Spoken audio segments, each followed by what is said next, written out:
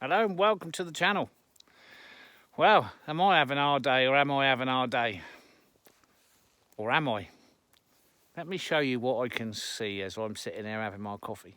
So that's what I've managed to cut in about 2 hours. Why? I'm cutting myself a trail. We were over there about 3 or 4 weeks ago and I've cut to here and I've cut a trail through there. And yeah, hard work.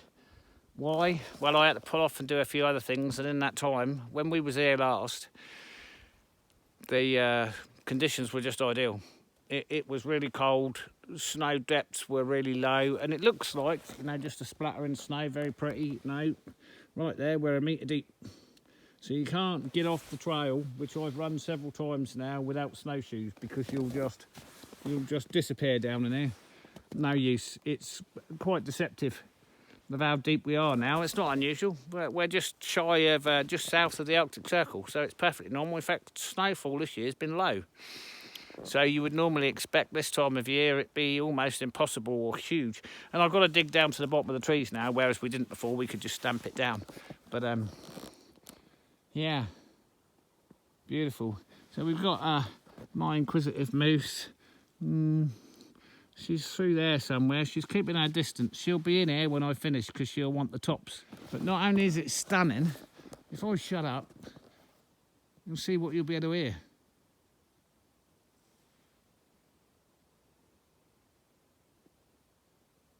Nothing. Not a thing. Stunning piece of land. Stunning piece of land. And we're on an old glacier bed.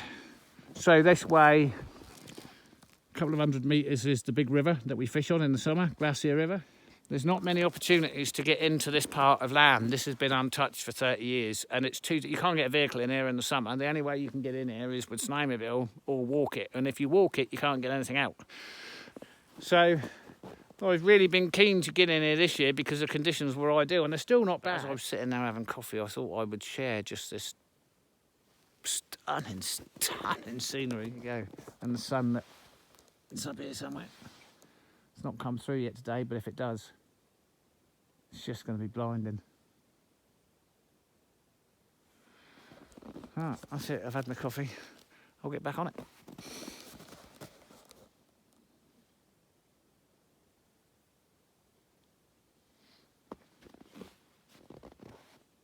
Something quite unexpected happened. So I was about to, in the very near future, do an update video on the Husqvarna versus Oregon chains and bars. And the reason I was going to do an update is because I don't exactly know when I put that on. I'll have a look and put a link to the original video. It's the same chain and it's been, lightly sharpened once or twice. This chain is amazing. The way it holds its edge, far superior holding its edge to an Oregon. So I was just about to be impressed, right? Because this chain's done a lot. So when I say it's done a lot, let me turn the camera around. So you can see how long the teeth are. Right, it's had 2 light sharpens. It's amazing, amazing the way it holds its edge. Amazing. However, I'm trimming up the bottom of a tree. And look,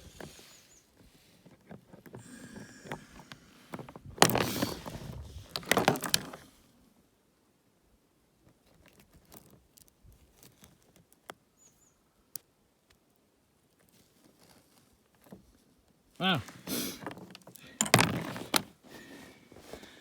I've sharpened down to the line, maybe 15 Oregon chains. I never had one snap, not once. Not even after I've pinched it as it snapped. This one, well, I would consider this chain to be new. I really would. It's done a lot of hours, but it just holds its edge so well. It's amazing. And it snapped. Have I got a spare chain with me? No. Do I normally carry? Well, with the Oregon chains, I always used to have spare because they were going blunt and it was quicker to change the chain than it was to sharpen it. Because this one's been holding its edge and I've been cutting, well, all manner of stuff. Well, all the videos that I've done since I put that on, I ain't brought one with me. So I've got to go back to base, put a new chain on it. All right, you're going to have to excuse everything else that's going on the bench. As usual, I'm in the middle of several things. Right, so the Husqvarna X-Cut. Like I said, I was about to do a video on how amazed I am with this chain. And the reason being is it cut all last summer with all the sand and grit and stuff I have to deal with. This one chain, right, I bought 2 chains, there we go, there's the other one. And it's just had a light sharpening 2 or 3 times just to put the edge back on. And it's cutting nice and aggressively. It's really not dulling at all, and it's been out working down to -20. In fact, one day I might have even cut a bit colder than that in the yard. Anyway, so it's managed to operate all temperatures. Today, the temperatures are not particularly cold, -3 or 4, I think they are. And I was just getting rid of the small bits to cut another one, and like I say, the chain snapped. So I'm going to get you in here so that I can show you what I can see. So we get a better idea what's going on here while we're all twisting around. We get a better idea here of just how sharp and how new these are. Despite the huge amount of hours this chain has cut. It's amazing, absolutely amazing. Whatever material they're now making these out of, that's spot on, that's bang on. Just holds its edge, really, really sharp. But it's broken, snapped.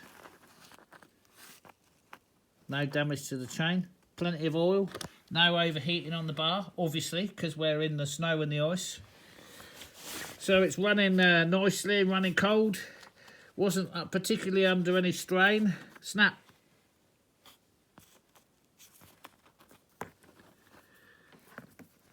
So, not impressed. I've got so many old chains, Oregon chains. No matter what I've done, they've not snapped, and that one snapped, and there doesn't appear to be any other damage. There you go. And then we've got all these out here. All old Oregon chains that are, you know, they're right down there. That's what you should be able to do. So, yeah, I'm perplexed. Could have been a one-off. Could have been a one-off, I don't know. But what I am going to do, because I'm so enthusiastic about the teeth and how they keep their edge and how hard they are, I'm going to send this back to Husqvarna so they can have a look at it. Why has it snapped? You know, we've been working in extreme temperatures, we've been working in hot temperatures, done everything from +70 to -25. No problem. Today it snapped. So, and right, so what we're going to do is we're going to clean this up, turn the bar over and put a new chain on and go back to work. But, yeah, gutted. So here we are. Day 2 or day 3, not sure. So I've got to make my way straight through there. And, yeah, all of these are too close. None of these are going to do any good. So we're going to pick a couple of strong ones. That one there is good. Probably one of those and this one, and take the rest out and then work our way down through there. What I'd like to do is get a trail in and cut as little as possible until I've got the trail in. Several reasons for that. It's easier to cut off of the trail, and 2, you can see better what you're looking at once you get through there. See if we can get some light into the middle here. You can see the sun is up, properly up. Look at that. That's where we've been. Is that just not the most stunning sight? So we was working this 3 or 4 weeks ago. Look at that.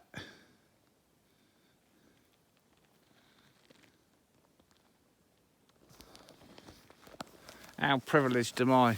So Thomas is he loves the birch. He's a big birch fan, as am I. So you need to take some, and you need to take some firewood. But I like fir. I'm not a fan of the spruce. It don't do too much. It's not really much use for anything, if I'm honest. It's no good for construction.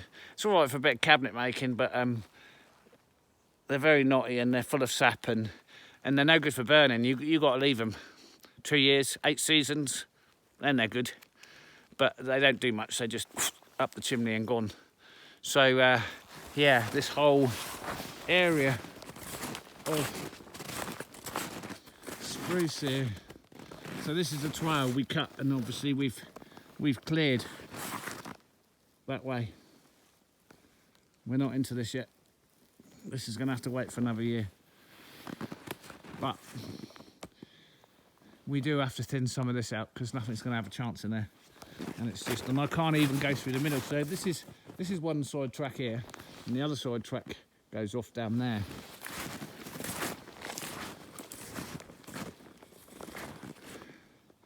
And we've got to do something about this. So once I've gone at a diagonal, ideally, I would like to carve my way straight through the middle here somewhere. And at least that will let the light and the wind in. And there might be a route where I can squeeze through and take out some small ones so I can stand back then and look. It's one of the, for all you that cut trees, I mean, everybody feels differently, and because I'm not cutting huge trees, everything is small there. But if you take something that's, you can't put it back is what I'm saying. Yeah, I'm in my snowshoes because I've got to break that trail. So yeah, I haven't done that yet. I've cut stuff that I didn't want to cut that somebody's wanted cut. But yeah, I'm probably guilty of leaving a bit too much. But there's always another year or another day. And it's like that one there. That just, it ain't big enough. And it obviously puts out a lot of good seeds. And for whatever reason, that's got 3 small nests in that. And where are we? End of February-ish.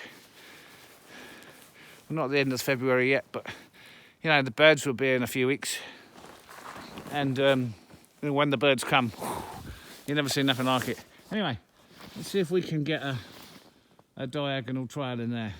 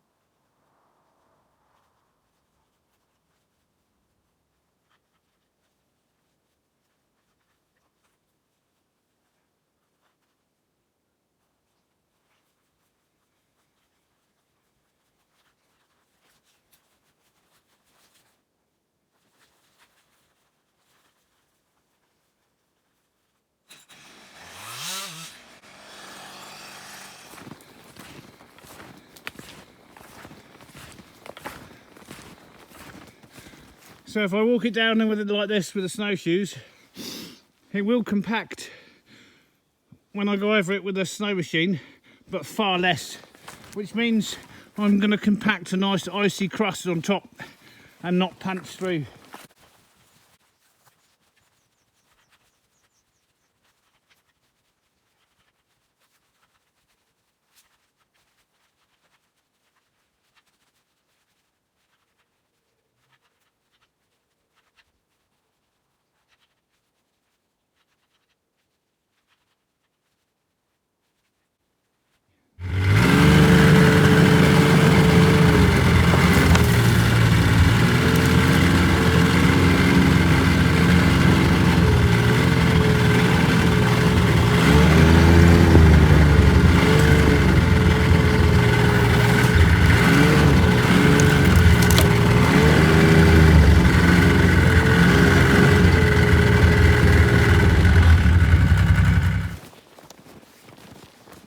So that's that one through.